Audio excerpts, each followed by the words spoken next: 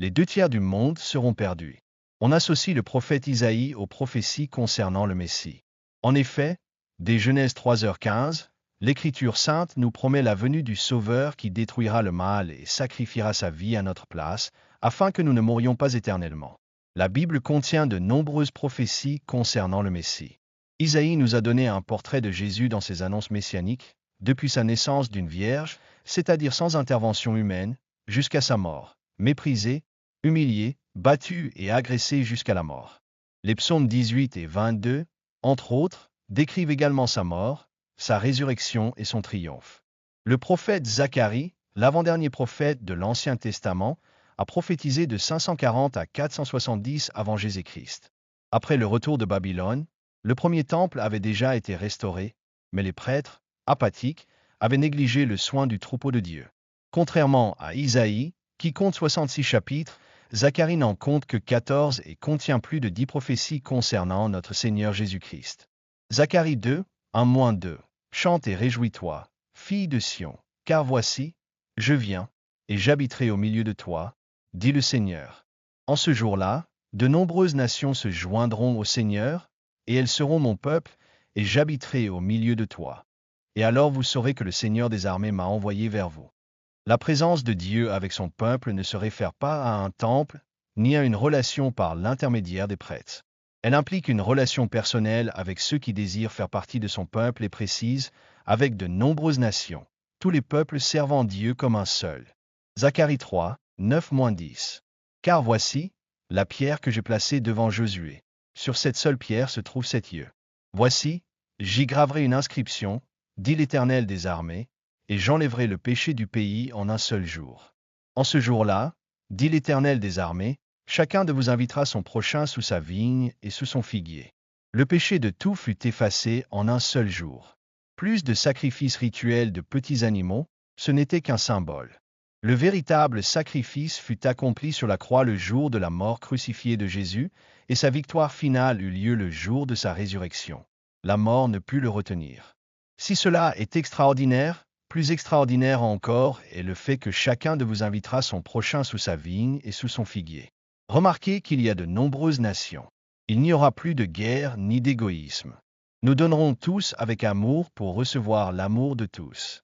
Zacharie 6h15, et ceux qui sont au loin viendront et aideront à rebâtir le temple du Seigneur, et vous saurez que le Seigneur Tout-Puissant m'a envoyé vers vous. Cela arrivera si vous obéissez pleinement au Seigneur votre Dieu. Ce n'est pas un temple de pierre, ce temple est le cœur de chaque être humain qui ouvre son cœur à l'amour de Dieu et y répond par le respect et l'obéissance. Et lorsqu'il est dit qu'ils viendront le rebâtir, cela signifie apporter la bonne nouvelle, l'Évangile, à toutes les nations. Zacharie 9, 9-12. Réjouis-toi, fille de Sion. Pousse des cris de joie, fille de Jérusalem. Voici, ton roi vient à toi, juste et victorieux, humble et monté sur un âne, sur un ânon, le petit d'une ânesse. Je détruirai les chars d'Éphraïm et les chevaux de Jérusalem, et les arcs de guerre seront brisés. Il annoncera la paix aux nations, et son règne s'étendra d'une mer à l'autre et du fleuve jusqu'aux extrémités de la terre. Vous aussi, vous serez sauvés par le sang de mon alliance. J'ai fait sortir vos captifs de la fosse sans eau. Retournez à votre forteresse, vous, captifs de l'espérance. Aujourd'hui encore, je déclare que je vous rendrai le double. Souvenez-vous que Jésus est entré à Jérusalem sur un âne, prophétie accomplie. Par son sacrifice et son commandement de nous aimer les uns les autres comme Jésus nous a aimés, les guerres sont abolies, les chars et les arcs de guerre ne sont plus, et la paix régnera dans tout le royaume de Dieu. Le commandement de Jésus est que nous nous aimions les uns les autres. Au ciel, il n'y a ni intrigant ni fauteur de trouble, personne qui cause du tort à autrui. Nous devons apprendre à faire de même dès aujourd'hui. Le verset 11 est impressionnant. Et vous aussi, vous serez sauvés par le sang de votre alliance. J'ai fait sortir vos captifs de la fosse sans eau. Le sang de l'alliance est le sang de Jésus qui libère les prisonniers de la fosse du péché, nous libérant ainsi des griffes de Satan. Zacharie 9,17. Que sa bonté est grande, et que sa beauté est grande. Son blé réjouira les jeunes gens, et son vin les jeunes filles. Le blé et le vin, la Sainte Eucharistie. Zacharie 10,3-5. Ma colère s'enflamme contre les bergers, et je punirai les chefs. Mais l'Éternel des armées visitera son troupeau, la maison de Juda, et les rendra semblables à ses majestueux chevaux de guerre. De lui sortira la pierre angulaire, de lui le pieu, de lui l'arc de guerre, de lui aussi tout tyran. Ils seront comme de vaillants guerriers au combat, foulant aux pieds l'ennemi dans la boue des rues. Ils combattront, car le Seigneur est avec eux, et ceux qui montent à cheval seront couverts de honte. Le sacerdoce juif n'a plus sa place devant Dieu. Il a choisi une armée qui a porté le message du salut au monde entier et a délivré ceux qui étaient captifs du péché. Zacharie 11h17. Malheur au berger indigne qui abandonne son troupeau. Que l'épée frappe son bras et son œil droit. Que son bras se dessèche complètement et que son œil droit devienne totalement aveugle. Qu'il soit juif, catholique, orthodoxe ou protestant, Dieu demandera des comptes aux pasteurs incompétents.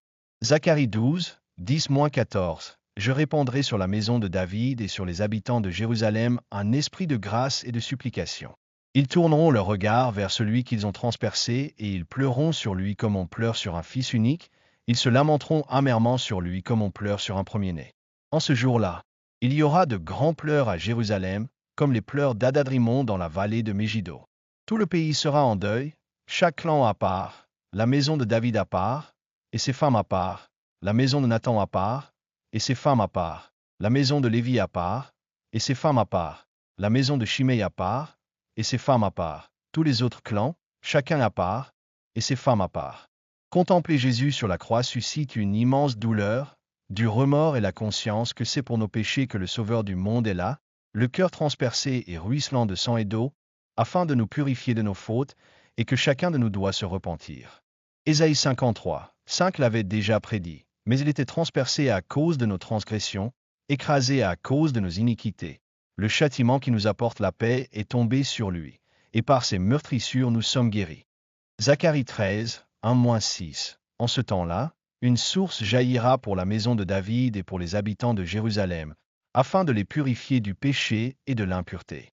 En ce jour-là, déclare le Seigneur des armées, j'enlèverai du pays les noms des idoles, et on ne s'en souviendra plus. J'exterminerai du pays les prophètes et l'esprit impur. Et il arrivera, lorsque quelqu'un prophétisera encore, que son père et sa mère, qui l'ont engendré, lui diront, tu ne vivras pas, car tu as proféré le mensonge au nom du Seigneur. Et son père et sa mère, qui l'ont engendré, le transperceront lorsqu'il prophétisera. Et il arrivera en ce jour-là que tous les prophètes auront honte de leur vision lorsqu'ils prophétiseront. Ils ne porteront plus le vêtement de poil du mensonge. Et il dira, je ne suis pas prophète, je suis laboureur, car j'ai été au champ de ma jeunesse. Et ils lui demanderont, que sont ces blessures à tes mains? Et il répondra, c'est avec elles que j'ai été blessé dans la maison de mes amis. La source jaillissante est le côté percé de Jésus, symbole de purification du péché et de l'impureté. Le verset 6 parle des blessures aux mains. Cela avait déjà été prophétisé dans le psaume 22h16. Car des chiens m'ont entouré, une bande de méchants m'a cerné. Ils ont percé mes mains et mes pieds. Zacharie 13h7. Épée, lève-toi contre le berger, contre l'homme qui est mon compagnon, dit l'Éternel des armées. Frappe le berger, et les brebis seront dispersées. Je tournerai ma main contre les petits. Comme Jésus l'avait dit lors de la scène, cela fait référence à la persécution de ses disciples, non seulement des 12, mais des chrétiens en général. Zacharie 13, 8-9, et il arrivera dans tout le pays, dit l'Éternel, que les 2 tiers de ses habitants seront retranchés et périront, mais le tiers y restera. Je jetterai ce tiers au feu, je l'affinerai comme on affine l'argent, je l'éprouverai comme on éprouve l'or. Il invoquera mon nom, et je lui répondrai. Je dirai, ils sont mon peuple, et ils diront, l'Éternel est mon Dieu. Le verset 8 dit que les 2 tiers seront retranchés et périront, et non qu'il s'agit d'un cataclysme qui anéantirait les 2 tiers de la population mondiale. Aujourd'hui, la population mondiale atteint 8,289 milliards d'habitants, dont 2,6 milliards se déclarent chrétiens, soit 31% de la population, un peu moins d'un tiers. Mais le calcul est plus complexe, car de nombreux chrétiens autoproclamés ne suivent pas Jésus ni n'obéissent à ses commandements dans leur vie quotidienne. Parmi ceux qui n'ont pas eu l'occasion de choisir Jésus, certains auront une conduite digne de l'approbation divine. De plus, ce calcul ne se limite pas au présent. Il peut s'appliquer à de nombreuses périodes de l'histoire humaine. Cela signifie que le message du salut ne sera accepté que par 1 tiers des personnes ayant vécu depuis la résurrection de Jésus jusqu'à aujourd'hui, et que ceux qui le refuseront n'entreront pas dans le royaume de Dieu. Zacharie 14h12. Voici le fléau dont l'Éternel frappera toutes les nations qui auront combattu contre Jérusalem. Leur chair se décomposera sur leurs pieds, leurs yeux se décomposeront dans leurs orbites et leur langue se décomposera dans leur bouche. Quiconque combat Dieu, son plan de salut ou son Messie est consumé de son vivant. Sa chair se décompose, ce qui signifie qu'il est mort, même s'il respire. Les guerres et la haine entre frères sont des formes de destruction. Zacharie 14, 17-19. Si une famille de la terre ne monte pas à Jérusalem pour adorer le roi, l'Éternel des armées, la pluie ne tombera pas sur elle. Si la famille d'Égypte ne monte pas et ne vient pas, la pluie ne tombera pas sur elle. Le fléau dont l'Éternel frappera les nations qui ne montent pas pour célébrer la fête des tabernacles s'abattra sur elles. Ce sera le châtiment du péché de l'Égypte et de toutes les nations qui ne se rendent pas à Jérusalem pour célébrer la fête des tabernacles. Pourquoi est-il question des tabernacles? À cette date, les Juifs commémorent leur pèlerinage vers la terre promise après leur exode d'Égypte. C'est le passage de l'esclavage au ciel. Ils ont traversé la mer Rouge et voyagé vers la terre de Canaan. Cela représente la vie de celui qui a été racheté par le sang de notre Seigneur Jésus-Christ et qui attend la vie éternelle auprès de Dieu. S'il n'y a pas de pluie, il y a sécheresse, et sécheresse signifie mort. Il est question de l'Égypte. Pourquoi l'Égypte? Parce que l'Égypte avait des récoltes et vivait très bien grâce à son île. En réalité, son territoire est aussi désertique que celui de tous les pays voisins. Sans pluie, il n'y a pas de Nil, pas de récolte, pas de vie. Cela signifie que quiconque ne sert pas Dieu n'aura pas la vie. Zacharie 14, 20-21. En ce jour-là, l'inscription « Ceinture à l'Éternel » sera gravée sur les clochettes des chevaux, et les marmites du temple de l'Éternel seront comme les coupes devant l'autel. Toute marmite de Jérusalem et de Juda sera sainte pour l'Éternel des armées, et tous ceux qui viendront sacrifier en prendront et y feront cuire leurs aliments. En ce jour-là, il n'y aura plus de marchands dans le temple de l'Éternel des armées. Si même les chevaux sont saints, combien plus nos âmes doivent-elles être saintes pour Dieu? La question cruciale est, ferez-vous partie du tiers sauvé ou des 2 tiers perdus? Le choix vous appartient. Dieu a déjà accompli sa part.